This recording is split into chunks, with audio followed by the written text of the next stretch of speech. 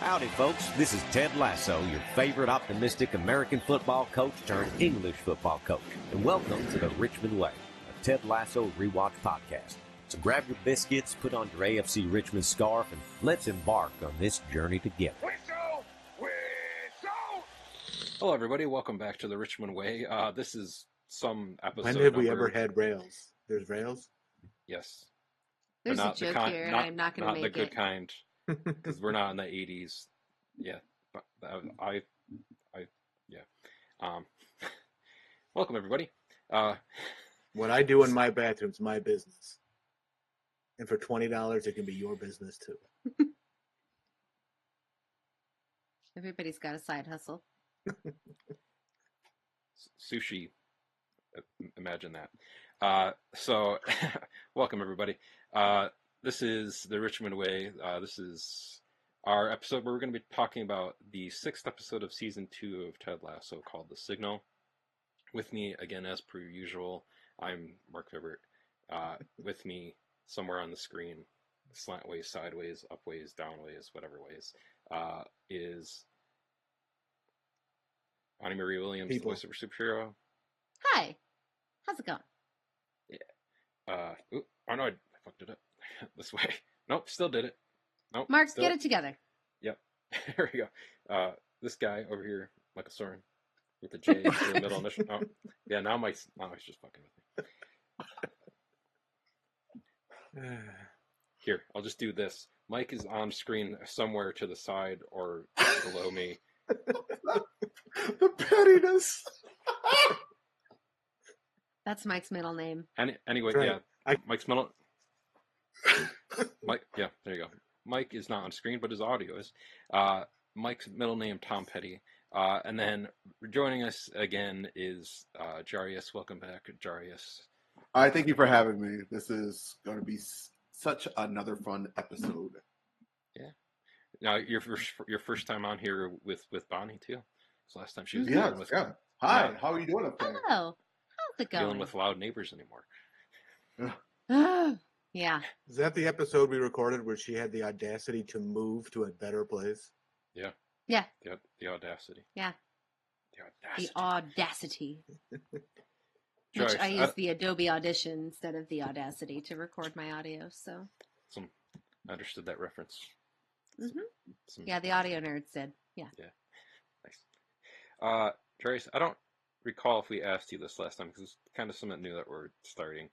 Okay. What's your Ted Lasso origin story? Oh, yeah. My Ted Lasso origin story was one of my best friends, Tim. I visited him in California. We've been best friends ever since. We're going on like 20 years right now. So I got to visit him maybe 2 years ago, and whenever I get to talk to him, we always talk about shows. And when I went to visit him in California, he wanted to go on hikes and stuff. And I was like, hey, man, this is like my vacation time. I don't want to be like doing any extra big exercise or anything like that. So we were hanging out, and he was like, hey, I got a couple shows for you to watch. I think these will be really great. And we sat down, and he started throwing on Ted Lasso. And he's like, I think this is going to be kind of your humor because I am a fan of any type of dad jokes. If it's something that's like put together the scenario that we just are in, and it makes a joke from that, I love those, man. So we started watching the first episode, and like it was just really silly and just really positive. And we watched like 7 episodes in one day, and I really enjoyed it. So my friend Tim pretty much trapped me to watch Ted Lasso, alliteration with tease. Nice. Tim trapped me to watch Ted. That tricky Tim. Yeah, tricky Tim. Nice. Yeah. That's awesome to hear. Yeah. Yeah, that's really cool. This sounds almost similar to Bonnie's, where like her friend like forced her to watch it as well too. Peer pressured me. Yeah. Yeah. This seems to be the way a lot of people came to it, is like being peer pressured, like kind of like I wasn't peer pressured. You just booked an episode of our other podcast where we had to talk about Ted Lasso. So then I was like, shit, I better watch it. That's almost sound like peer pressure. In a roundabout. Forced commitment. Yeah. It's peer pressure with it's peer pressure with extra steps. Yeah. How many people do you think you've got onto the show, and have you got any success stories where you're all like, you know what, somebody said they weren't going to watch it, but now I finally got them into watching it, or anything like that? Well, I know at least Mike and my parents. I got my parents to watch it, so I'm glad my dad was able to watch it. He didn't get to finish it, but my mom likes it a lot. I'm still trying to get my friend Chris to watch it. He freaking refuses. Bonnie knows what I'm talking about. Yep. Yeah. But Yet he recommended Bonnie to us, didn't he? Yeah. He won't watch it, but he knows someone who will. Yeah. So I mean, at least he's got good people recommendations. So that there's that. All right, evens out. He's got that going for him.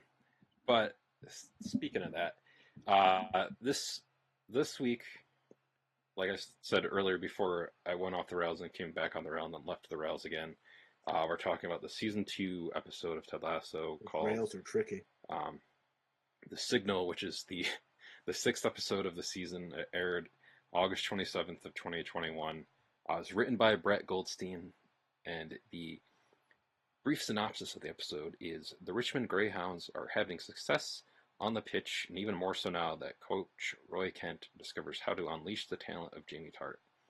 Coach Beard's strange relationship with Jane is a point of contention, while Rebecca enjoys a dalliance with a younger man. But who is her anonymous online crush? Ted's anxiety returns. As if it ever went away, but yeah. Yeah, I mean, I guess it just returns to prominence with them highlighting it within the episode, I guess. Yeah. But yeah, I guess overall thoughts on this episode? Go with you first, Jaurius, because you're our guest. Oh, thank you. I think this was a really good episode. I know we have things broken up in segments, but there's some stuff I would like to dive in that really gets resurfaced again. You feel free to do whatever you want. All right, so I know we talked a little bit about the. Yeah, I really do like this episode. I think I have some stuff in my notes, but I think the thing that really stands out to me is there's a lot of stuff with Ted that when I was writing my notes, I kept on seeing that, oh, Ted did this, Ted this. And I'm like, oh, wow, Ted's like the one that really steals his show. And there's like a good 80%, like 20% of this, he's like absent and nobody knows where he's at. But when he's on screen, he does a lot. And I think it was just one of my favorite things about it is when we do have Roy coming back as one of the coaches for everyone, and he's helping everyone get better, and then he's not really paying attention to Jamie Tartt. Actually, he's doing the opposite. He's like actively avoiding him, and that makes some really fun banter back and forth. But when they go into the locker room, it's like Jamie, Ted, and Roy, they're all sitting there, and I really like that Roy's all like, he thinks I'm being this, and Ted calls him out like, yeah, you are. And I was like, oh, I like that. Not blind loyalty. I think that's a really great thing that I love to see with some friendship. But Ted doesn't have blind loyalty, but he also has to accept when he doesn't want blind loyalty. And Roy's all like, the reason why Jamie isn't doing as good is because of you, Ted. And so like, elaborate. And it's just like, I really love that he holds himself accountable and he likes other people to be accountable. That was like chef's kiss. I love somebody who's really accountable. And Ted shows us that in different ways. And that's one of the reasons why I love this show. But overall, the show, I think, was a really great episode. It's not my favorite of all time, but nowhere near the bottom of the list. But this is a strong upper tier, strong upper tier. Really good. Mm-hmm. Nice. What about you, Bonnie? What did you think about it? I forgot that there were some of the moments in it, and I'm glad I had a few extra minutes to watch it. But there was a lot of really funny comedic beats in it. You have, you've got the naked guy in the kitchen, and then being like, "Your mom is your cleaner." That's funny, and that made me laugh. But there's a lot happening in it, and I liked that there's shifts with characters. We have Ted saying like, "Oh, I talk all the time and I don't need it," and then at the end, saying like, "Yeah, I want to set up an appointment." I thought that was very, very well done. You can see a little bit more of Nate's journey in this, and it's not good. There's a lot happening. There's a lot happening in this, and I thought it was good. I'm glad I was able to watch all the way to the end because I forgot about the reveal with who Rebecca was talking to, and I went, "Ah, that's right." And then I remembered watching it again for the first time. So, nice. Yeah. How about you? How about you, Mark? How about you go? Nice. I like that we both asked each other at the same time. Nobody ever really asked you, so I'm going to ask you. I mean, I always ask myself a lot of things. No one just hears me asks those questions. What Jaurius said, are you going to come in here too, Sylvie? Sylvie wants to ask me a question. Hi. What you were saying too about like questioning kind of things and not like blind loyalty to like different like friendships, but like trying to help people in ways that's the best way to help them as their friend.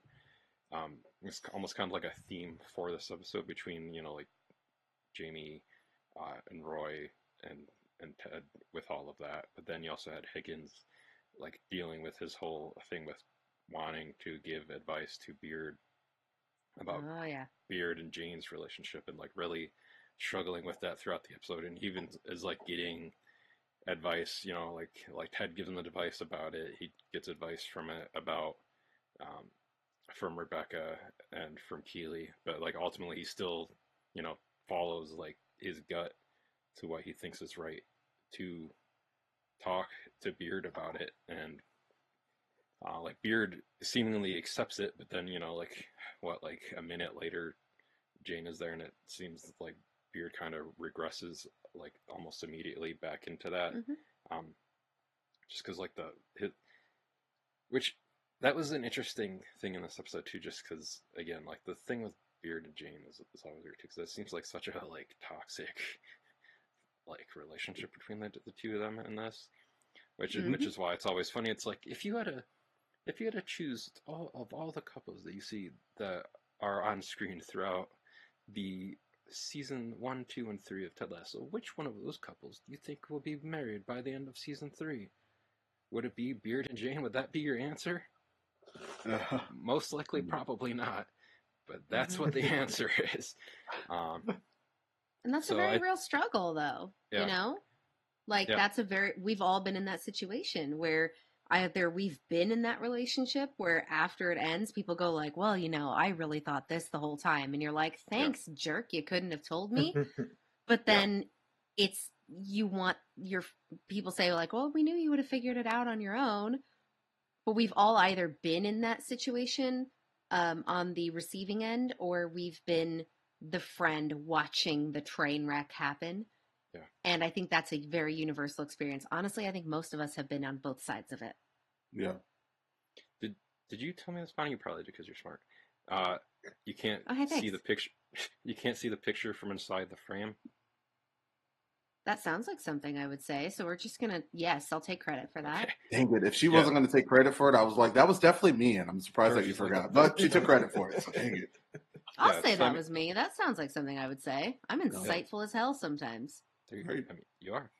Everyone in this window of these 4 things all have their moments of insightfulness. Some less than others. But yeah, like that's. I think at least for Beard, I think that's partially probably it. Is like he's so close to, and like we already know like all this stuff about like Beard anyways, or like we will by the end of season 3. And like the different struggles and stuff that he's had. So that's probably like almost like built in to his personality to almost be self-destructive like that. So and like feel almost like he needs or like he deserves that kind of like that you don't deserve better, so you settle for what you think you deserve.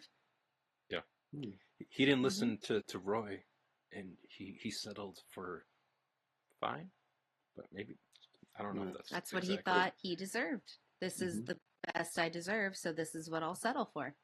Yeah. It's very, very interesting. Which that was one of the it kind of leads me to one of the quotes that I had put in from this episode was that Ted says like later on where it was like, um, yeah, I love meeting people's moms. It's like reading an instruction manual as to why they're nuts.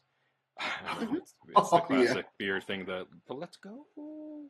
And then he's like, how's Mrs. Beard doing, by the way? Full blown QAnon. So he's like, yeah. But yeah, we've all been there. I know we don't. Somebody break down what that means, just in case, because my dog's listening. He didn't understand that. I didn't know how to explain what that meant. QAnon? Yeah, my dog didn't understand that. I obviously knew, but I just like how you guys explain stuff. Okay. I'll handle this one. I lost somebody I love to QAnon. I can take this one, if you guys want. Far-right conspiracy theories that hurt a lot of people more than they benefit. Okay.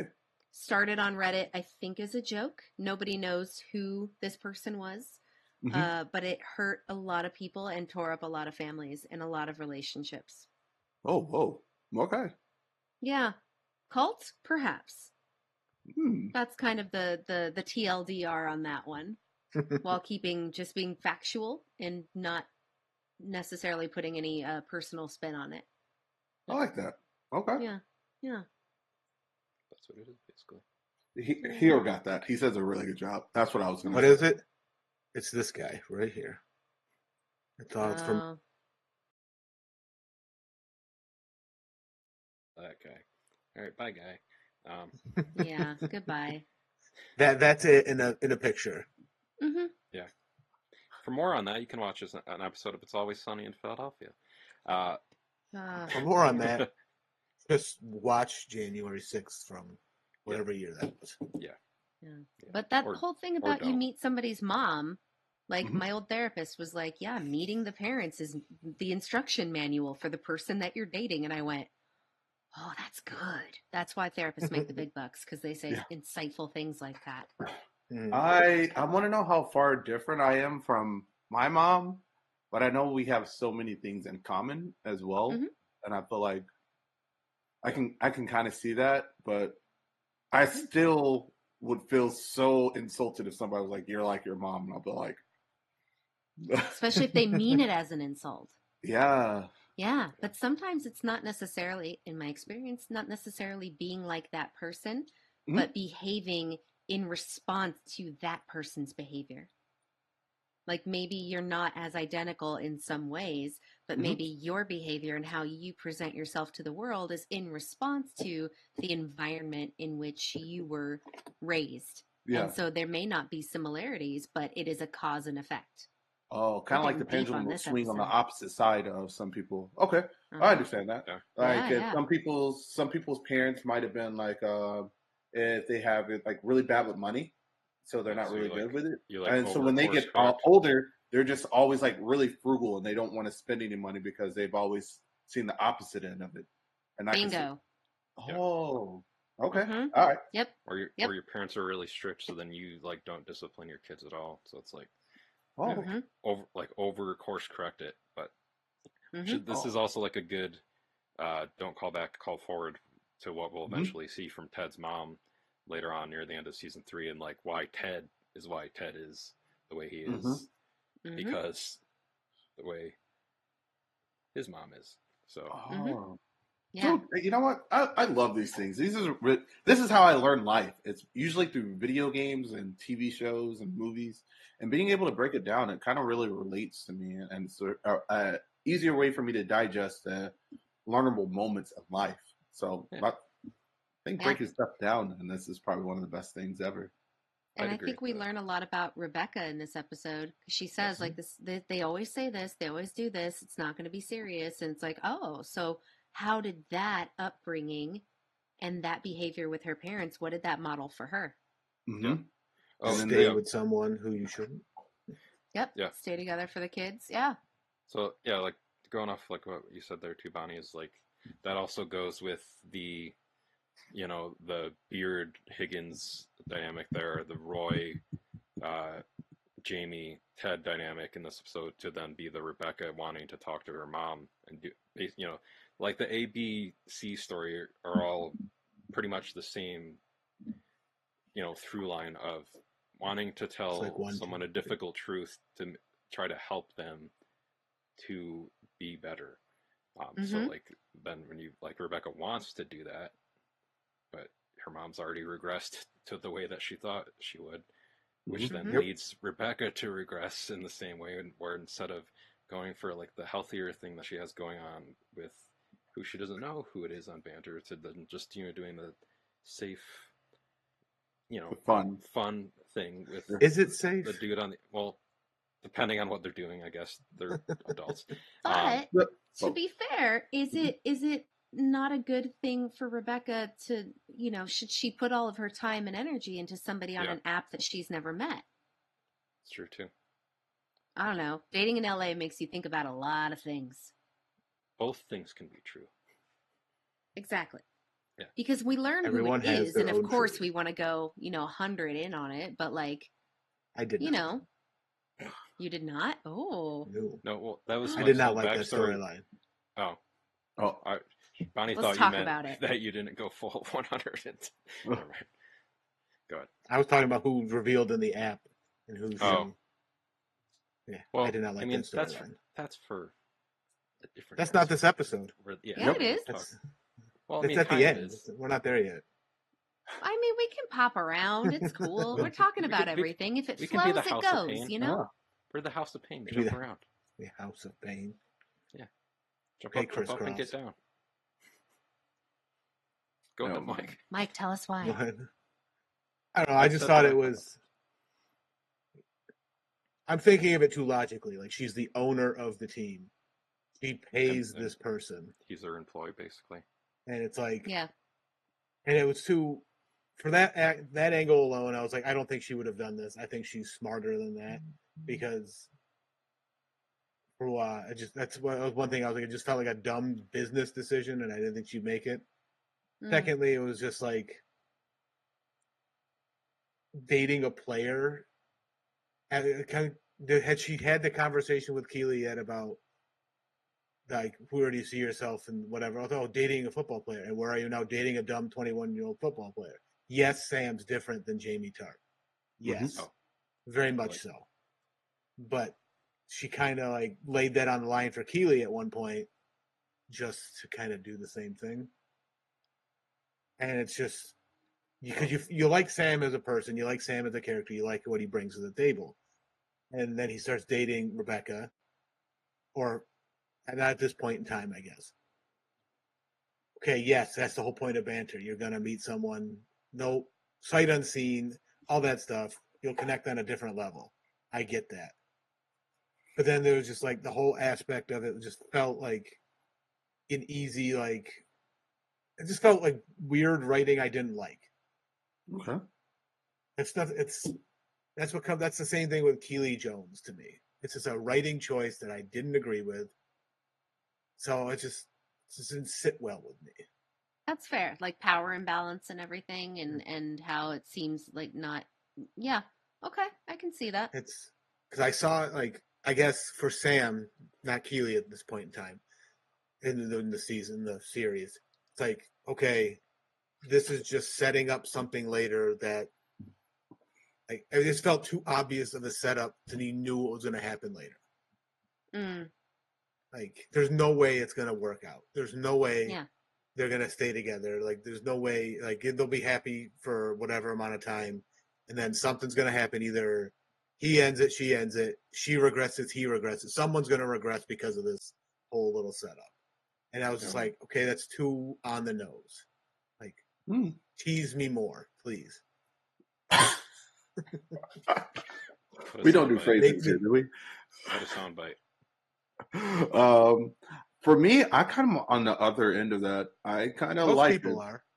I liked it. Maybe some of the reasons why it wasn't supposed to happen. A little bit of that forbidden stuff. So that was kind of cool, and I really felt like he had a good head on his shoulders, and she looks like she was ready for somebody who was good to her. Yeah. And I felt like both of that mixed, and it kind of fit really well. I'm like almost like a puzzle piece. I was like, very similar to when Roy and Keely start dating, when Rebecca was giving Keely advice about like, hey, you're dating Jamie Tart right now, and it seems like you're getting tired. You need somebody who's really responsible and will handle that. And then we start Roy coming in, and those dynamics and traits that Rebecca said for Keely, Roy start hitting those moments. So how right now we needed something for Rebecca, somebody who's like smart and who understands her. Sam is actually fitting those roles, even though there's the glaring issues like you're saying of her being the boss and him actually being the player. That also makes it a little bit of the jinx of it, where you're all like, should that actually be happening? Since we allow this great stuff to happen on this other end, but there's also bad with it. It's almost like why I was listening to like some random podcast where they're talking about relationships. It's like the forbidden aspects also heightens the forbidden aspects also heightens the good aspects of it as well. But you're right. Sometimes a better way of just saying that is taste and calories. There's like, yeah, we like the taste, but you keep on looking at the calories. It and has like, to be worth the calories. yeah, and these calories are almost too high for this taste. And I can see what you're saying, Mike. But for me, I think the taste and calories work really well for me. I think it was a solid balance. Even though there was some high calories, but the taste, it was really nice seeing Sam happy. It was really nice seeing Rebecca happy. And it was really nice when they're all kind of together, keeping this secret. And it's like, we shouldn't be doing this, except they keep on falling into that habit. We shouldn't be doing this, but it keeps making them both happy. It was too familiar for me. That's probably why I hate all Christmas stuff. Is it's all the same. Facts. Like, so this just felt too similar to like, okay, I know it's going to happen situation. Yeah. Just in the moment right now, thinking about it, how would I have changed it? Because if someone wants to ask, maybe. Hey, how would you change it, Mike? I just wanted to ask that question. I'm not you in this here, but it's just usually in the comments. Usually when someone takes a stance that's against everybody else, they like always come at like, what would you have done differently? I would have had Rebecca traded Sam to keep the relationship. Ruin the team to save the relationship. That's spicier to me. Ooh, spicy. Instead of just like, oh, we can't do this now anymore. Like I think it was like she broke up because of the age difference. If my memory serves, maybe I'm wrong, but it was too obvious of a breakup. I think it was a funeral, wedding, and something like that. Oh yeah, no wedding. Yeah, it had something to do with hasn't dated a coworker at some point. It's okay. We didn't have an HR department, so I did. I've never dated a coworker. So. Okay. I haven't. But there is. We've all dated somebody forbidden. Like we've all dated somebody maybe we shouldn't have, and there is that appeal. But if you also look at it, yeah, they weren't meant to be together forever. But if they're both making better choices in dating, if you can go from like Rupert to that bland ass guy we don't even remember. That Roy calls her out on. I don't remember his Stockton name. Yeah, you don't remember bland ass guy name? Yeah, we call him bland ass guy. We call him bland ass guy name. Yeah, we call him fish and chips without the seasoning. Boring. To Sam. I don't remember. I'm no offense to the actor, but like if we don't remember, and then she goes to Sam, generic white man number she's 3. She's making better dating choices, and even if it doesn't work out forever, they're still learning something and learning something from that experience. But I also like Mike. I like what you said. You would have traded him to make it work. That's spicy. I like it.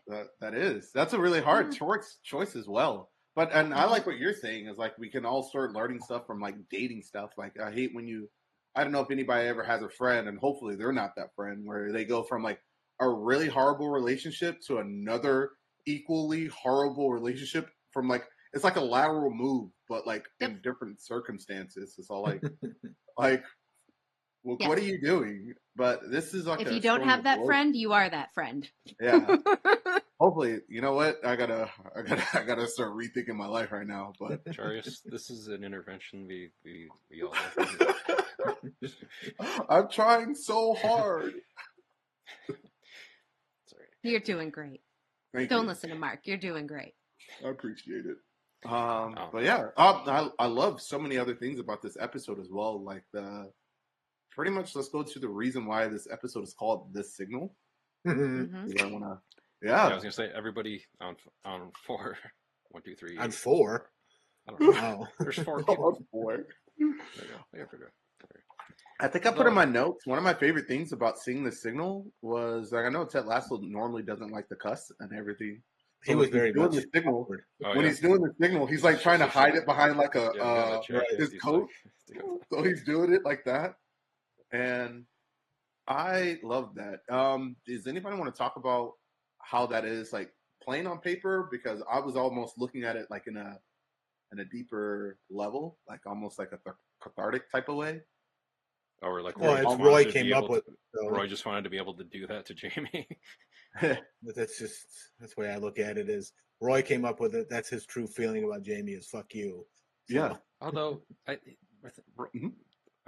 speaking of that, because like I noticed stuff in this too, because like there's the whole Roy and Jamie kind of frenemyship on the show, where like there is that, but then also Roy's also the only one that believes that he can make the shot from that far away, where like everyone else, like Roy and Jamie are the only two that believe that Jamie can make that kick from that far away, whereas everyone else is like second guessing it, and like Roy like believes in him for that.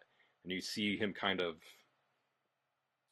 like when Jamie then returns the signal back to him, how he kind of like smiles and laughs at that a little bit, so you can see how there's like kind of starting to build like this like and different relationship. I mean, well, spoiler to people that are listening to a Rewatch podcast but haven't seen further ahead, we'll see like in an episode or two, you know, the Roy Jamie hug that's like very famously a big moment from this show. So like it's building up to like that part there too. So you can kind of see like that thawing of like between them, and like Jamie in this episode like actively, like very very actively asking for help, and not just like not hinting. Yeah, he's not like, being subtle. He's like, I'm asking for help, please. What can you do to make me better? Yeah. So like he's still not, you know, like 100%. Like he's still got some stuff that he's got to work on, which, you know, like everyone does. But it's cool to see Jamie like halfway through the season, because this is the midway point of season 2, of seeing him like really starting to progress and like actually trying to work on himself and asking people to help him improve. Like even like it's a small moment in there too, but like when he gets fouled by the dude later from Tottenham later in the episode, and you know, like Sam helps him get up at that point too. So it's like just like these small little moments to like recognize and kind of like, oh, okay, I see like this little thing that Jamie's doing here, or like that little hint of a smile Roy had because Jamie did this, or like, or like even it's character building, like they're showing that the growth and all that's coming through. Yeah, but he does have to look up what Philistines means. Yes. What I was breaking down from that one, and I just look at the shows from a different lens. It's a little bit about being a healthy amount of confidence, and it's a healthy amount of like almost like elitism, where you just feel like you're really better than. And the first season, majority of the first season, Jamie's talent came from thinking that he was better than everyone else. And while that might be true, he kept on pushing everyone away and being destructive. Ted Lasso starts like, hey, you need to not be so destructive. You're really great, but you need to start working as a team. So he turned off that elite, that competitive drive that really made him be so great, to help him be part of a team. So he turned off that little bit of that fire, that ignition, to just make sure that he blends in with everyone else. And that is that thing that I love that Roy calls out. He's all like, it's you, Ted. When you did start making him a team player, he stopped doing the stuff that made him stand out. So there's a healthy amount of like, let's say, confidence that you need to have within yourself. There's a healthy amount of like believing in yourself. And there's a healthy amount of being you that we need, that really helps improve a team. The way you were doing in season 1, too hardcore. And this is all about like understanding measurements and understanding doing stuff in healthy amounts. And I feel like that might be a through a through theme with all this other episodes as well, when we're talking about like how we were never telling somebody about their relationship, and you can list all these bad things that they're talking about, like Ted Lasso being a really bad best man speech. It was like, hey, I don't think he should be with this girl, and he was all like, yeah, I said that. Yeah. That was the last. That was the last time I did a best best man speech or something like that. When not the best time to do that, Ted. Yeah, we also talk. We also see with Rebecca when she's talking about, hey, I told my mom about this relationship issue, and it didn't work out, and then she just went with them. So we see a lot of failures, and we think about those failures of why you should never do that, which is happens. We're creatures of habit, so we think of a time when we're doing failure and we don't want to fail again. But through line, think about Higgins when he talks to Beard. He does the exact same thing, except there's a win in there. He does it in a measured way. Like the way that Rebecca said it, it was almost too much. It was too much, very similar to Jamie Tart being too much in and of himself. When Ted Lasso did it, it was probably really respectful. Knowing Ted Lasso, he's not mean. But the timing of it, when he's saying, hey, I told this other guy that I didn't like this girl at their wedding, bad timing. But Higgins did it in a balanced way where it was really, really like heartfelt. And he did it in not a public setting, and it wasn't emotionally driven to like, hey, you got to listen to me. It was like, hey, I just want to let you know I'm putting this out there, and the choice is yours. And first, it seemed like it was going to be really bad because he puts out his hand to give him a handshake, and he slaps it away, and he's like bringing him for a hug. Oh, yeah. There was almost like a healthy amount of doing some of these things, and that's one of the lessons that I can learn from the signal is you got to know when to do it in a healthy amount of way. And sometimes you can just add a little bit, but that's not the only thing you can add in there. Kind of going on that theming too. It's a small moment with the like the soccer hooligan dudes at the pub with May with Will, where he's like, I swear if we actually win this match, I'll burn this pub to the ground. And you just see May like stares at him. He's like, knock over a chair. I will channel my raging enthusiasm into ways to help my community. So Yes.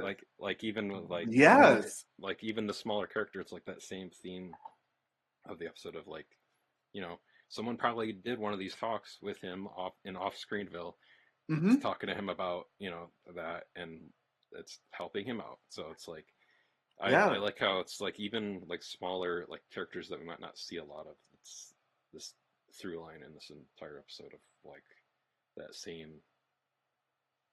just general like moral idea that's running through the entirety of this.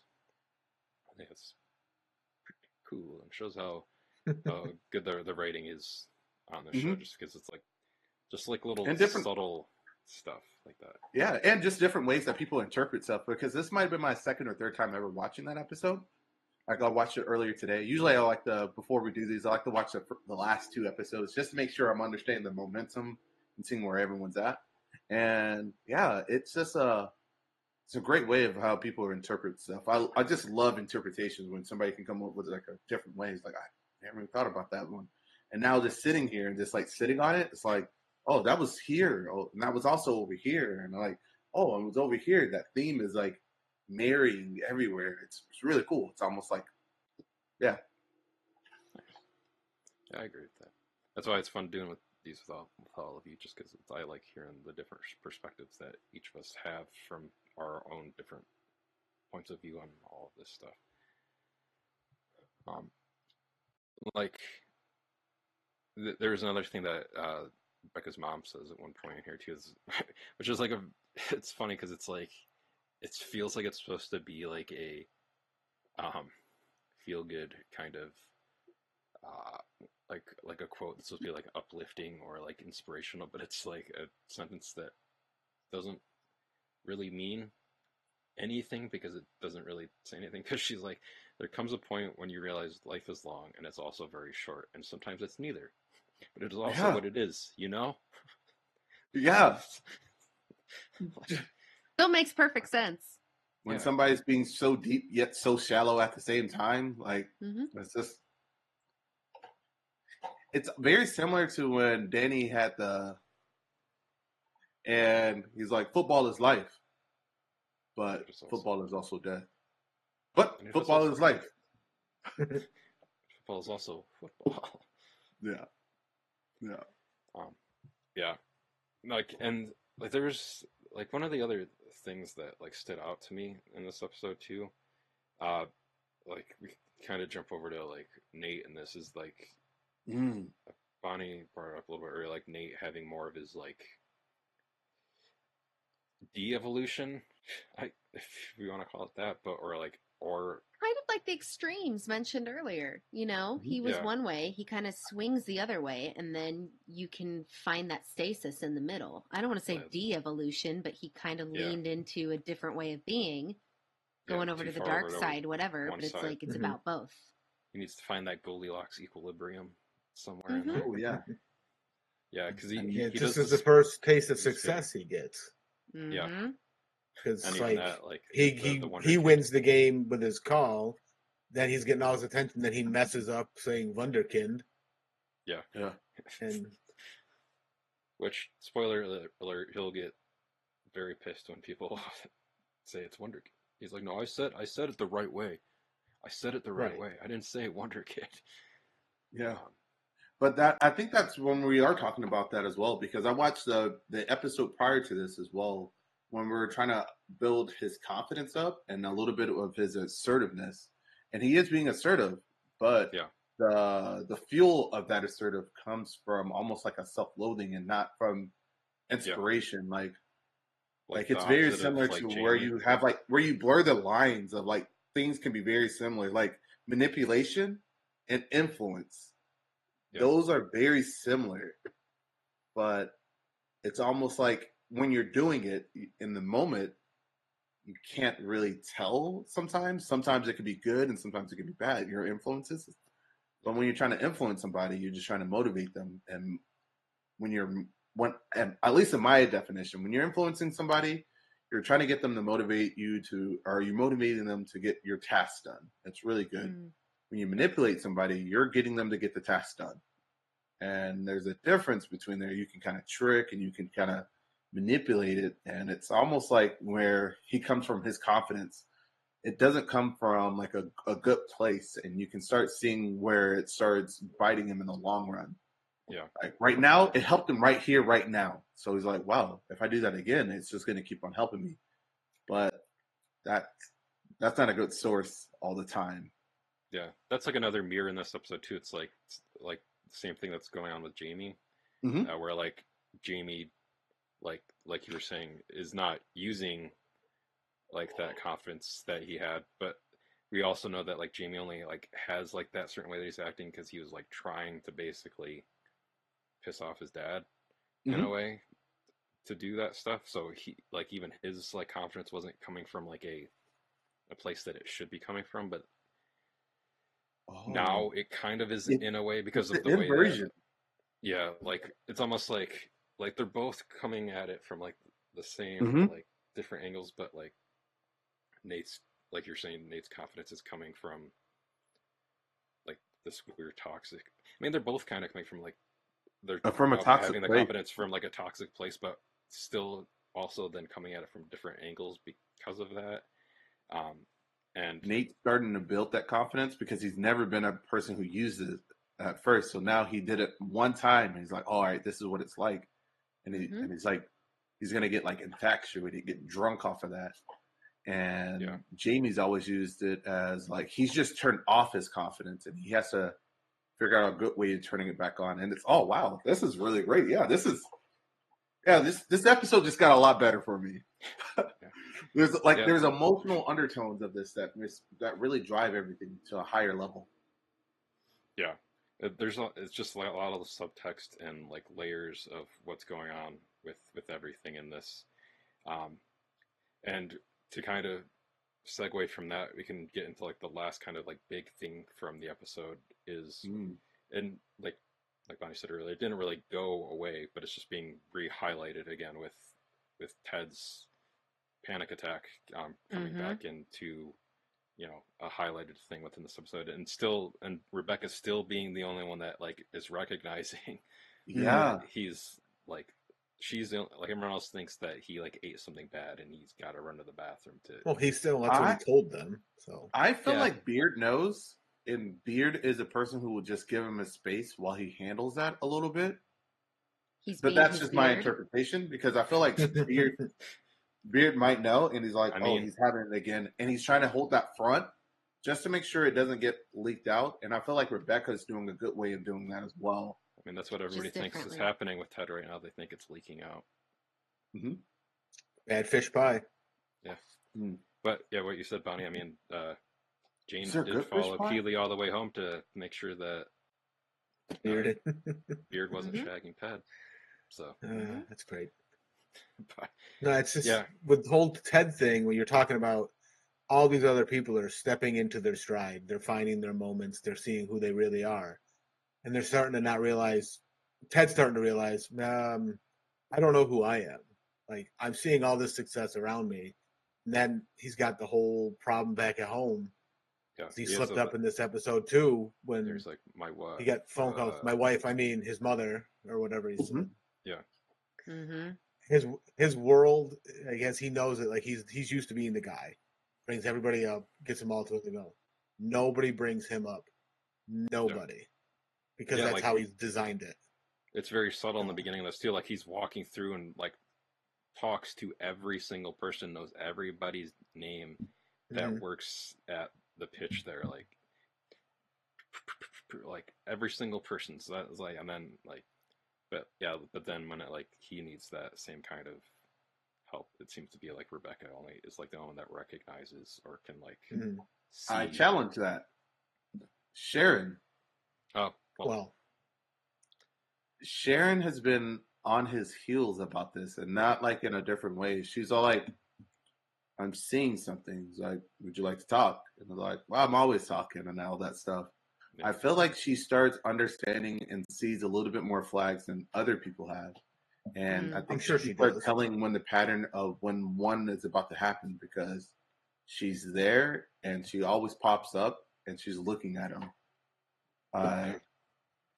Sharon is doing a good job. She's a really good therapist. I would think I would love to have her as my therapist. Like, she's doing a really great job, at least at dissecting in a respectful and not pressuring it for Ted. It's like, if you ever need to talk, I am here. She keeps on reminding him because maybe he's not a person who just likes to go ask for help. Which is a good, Yeah, and like I a think huge they talk about breakthrough that. for him by the end of this episode, where he's like Mhm. in there. He's like, I want to make an appointment to. And I think the last episode I was here, I think it was a couple episodes ago, where Yeah, Lavender. Ted was all like, "Hey, I'm not one of those people who needs to go to like therapy or anything like that." And he's talking to Rebecca, and they both had like something that happened to them that they need to get off each other's chest. Yeah. Yet they don't Yeah. want to burden So friends another are for. friend. They don't want to burden a friend with it. And there's another resource you can do. Sharon, like, yeah, that I thought this was a really great follow up, and like, this episode's getting a little bit better for me the more I'm talking about it. Yeah, That's what's great about rewatches too. yeah, But like, yeah, that scene like made me tear up a little bit too. Like when he's in there, like hugging the pillow, and then I can see like he's really like going I'd like to make through an it, and then appointment. like asks, he's like, yeah, I'd like to, because you don't see Ted like that a lot in the show. It's like because he's usually we see him like masking it like through, just the way that he does with like Mike has said a lot, like where like Ted is kind of like surface level a lot sometimes with people, or not with people, but like I guess with himself and how he like gives that to other people, but is still trying to help others because he doesn't want to see them go through like the same kind of pain that like he himself is kind of regressing. Like I think you said it, Jaurius. There's like, or like you can give someone like this amazing advice. Like I could say something to Mike, or I could say something to Bonnie, or something to you, Jaurius, and like give you give you this advice, and you're like, oh, thank you so much. That brought this popped something into my head that I didn't think of before. It'll help me to like go about doing this another way. But then that same advice you gave to somebody else is something that maybe that you needed for yourself, and maybe like you're giving that advice to somebody because it's something that you're wanting to hear, but no one has said it to you possibly yet. Or if someone did say it to you, you're not going to listen to it because you're going to give that advice to somebody else, but you're not actually going to listen to it because going back to you're inside the picture, so you can't see the frame thing. Yeah. So,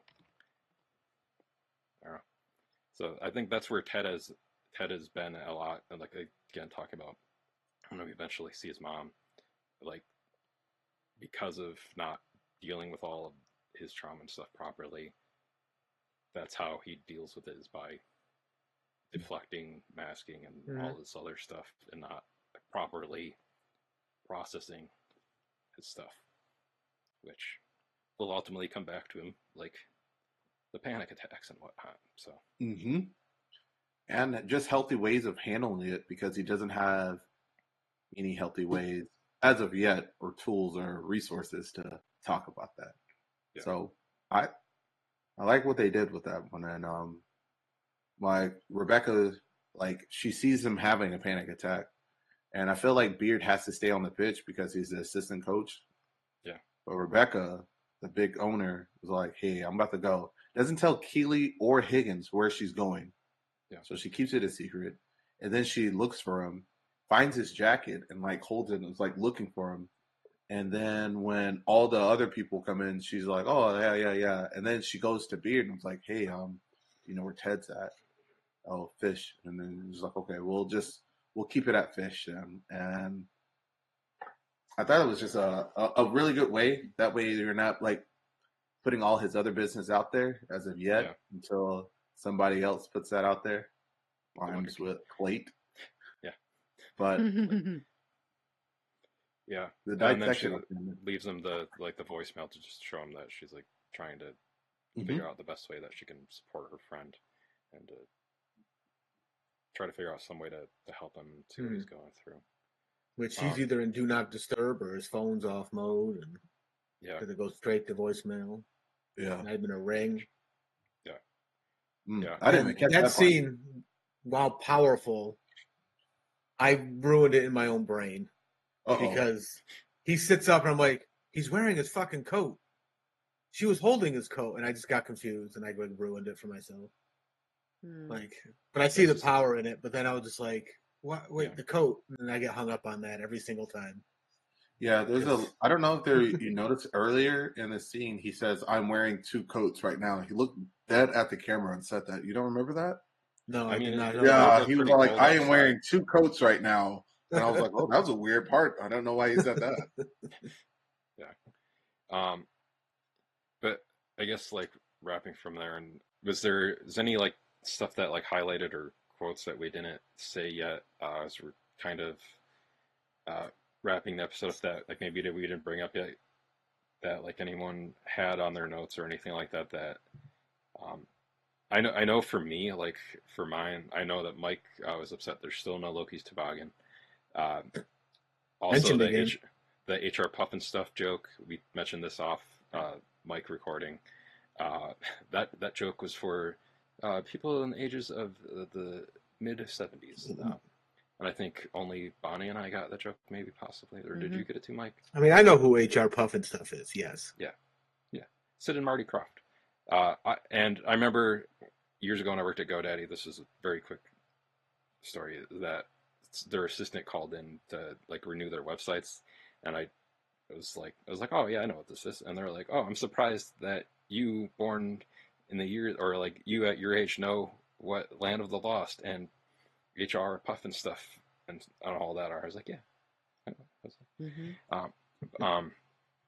The Earls of Risk, aka the British version of the Dukes of Hazzard. I liked the dudes. Our guardian angels, are they like the guardians of the galaxy? The I am an ugly, ugly boy with bad hair. And then the other one that I had in here was the you got I got that. Yeah, so yeah, other than that, those like that was like all my like quotes and stuff that I had listed on here. And then I think I liked the inclusion of the Arctic Monkeys episode or song in this episode, the Dancing Shoes Arctic Monkeys. Anything that stood out to you guys that wasn't mentioned yet? Jane Nope, has it's everyone. Go ahead. Oh. Nope, go ahead. Sorry, Jane has Oliver Twist kink, and then I feel like Beard starts changing his wardrobe a little bit more, and I never understood that. And I feel like is this the episode where he starts changing his wardrobes to those hats and stuff? The Beard After Hours kind of stuff. Yeah, she's like, I have an Oliver Twist kink. And I was all like, that is the hat that he wears in Beard After Hours. So I don't know if his pants are purely Oliver Twist. I don't see characters in Oliver Twist wearing bedazzled star disco bell-bottom pants. Hey, if they were alive during the disco era, maybe. I do see them sitting on a bench talking to Mark Twain, though.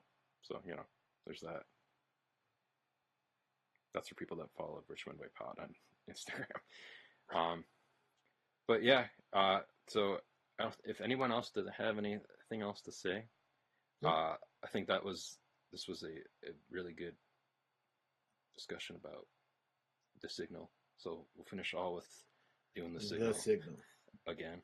I'll just keep it up. This is the emoji I'm going to use for this episode when we post it too, which thank you. Also, I have a question about those. Like, if it's British, shouldn't it be this? And not this might mean something different over there. Maybe. Like, because I know this... Or it was made to make Ted uncomfortable.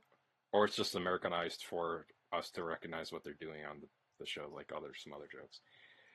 But yeah, Bonnie, where can people find you online? You can find me by going to vosuperhero.com. That's VO as in voiceover, not BO as in body odor, because it always makes Marc laugh. Yeah. And then, Jaurius, where can people find you? I'm on Instagram. Just type in Shadow Hero. It's SHADOHERO. And every now and then I do some movie video talks, and I'm going to get more into it. And you guys can find me there. And this is going to be my setup. Shadow Hero. If anyone's watching on video, it's right there on his tile right there. It says Shadow Hero right there. And then for the podcast, you can find us at richmondwaypod.com. That's where all of these episodes are. Our Patreon link is there. Also patreon.com/The Richmond Way. You can hear what we were laughing about when this episode started over there. I mean, that's the only way you're going to find out. Otherwise, you're not going to have any closure, or you're just going to be suspense for the rest of your life if you don't. That'd be really crazy. How will you sleep at night? Yeah, you'll never know what we're laughing about unless you join the Patreon, and that's on you. And I still don't know, and I'm here. Yeah, but I haven't joined the Patreon though. So. Yeah, well, and then at Richmond Way Pod on all the places, everywhere, all the socials. So for myself, for Michael, for Jaurius, and for the voiceover superhero, Bonnie Marie Williams, thank you for listening and watching and all the things to the Richmond Way, and we'll see you guys again next time. Bye! So until next time, folks, be curious, not judgmental, and keep rewatching.